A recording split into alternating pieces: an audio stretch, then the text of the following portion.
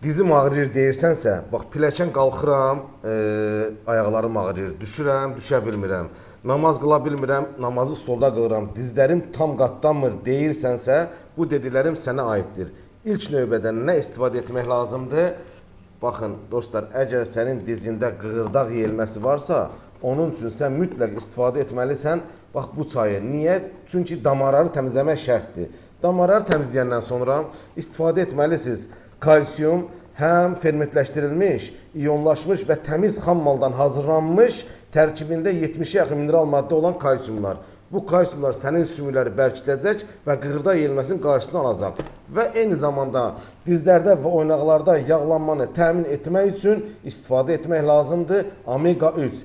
Tərkibi möhtəşəm minerallarla zənginləşdirilmiş omega 3.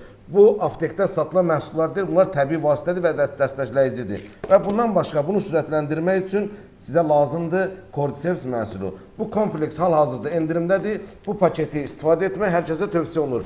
Xüsusilə yaşlı insanlar hansı ki hərəkətləri məhduddur.